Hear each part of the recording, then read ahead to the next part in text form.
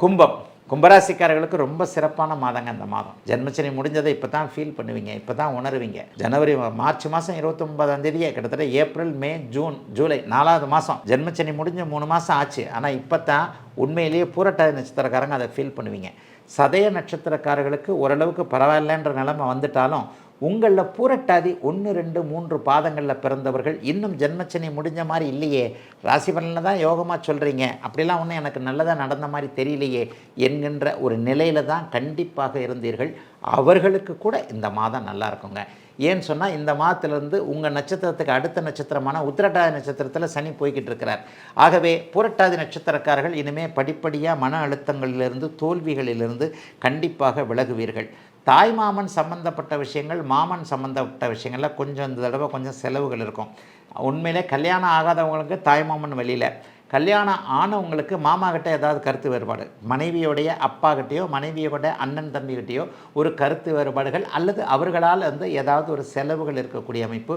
ஆகவே அவங்கக்கிட்ட கொஞ்சம் பேசும்போது கொஞ்சம் கவனமாக இருக்கக்கூடிய தன்மைகள் உண்டு. ஏன்னா கொஞ்சம் 7ஆம் இடத்துல இந்த மாதம் முழுவதும் செவ்வாய் உட்காந்து லக்ன ராசியை பார்த்துக்கிட்டு இருக்கிறார்.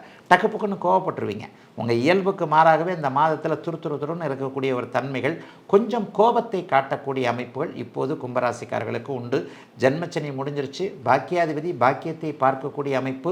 2 சுபர்களும் இப்போது 9ஆம் இடத்தை பார்க்குறாங்க.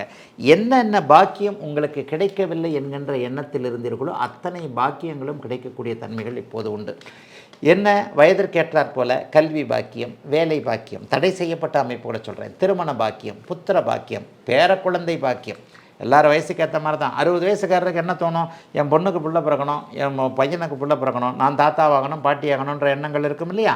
இந்த மாதிரியாக அவரவருடைய வயதிற்கேற்றாற் போல தடைப்பட்ட பாக்கியங்கள் அனைத்தும் இந்த மாதத்திலிருந்தே உங்கள் கையில் கிடைக்கக்கூடிய நிறைவேறக்கூடிய 9ஆம் இடத்தை குருவும் சுக்கிரனும் வலுத்து பார்க்கக்கூடிய காரணத்தினால் அருமையான அமைப்பில் 2 பேருக்கும் மிகப்பெரிய அளவில் இருக்கக்கூடிய அருமையான நல்ல மாதம் இந்த மாதம்.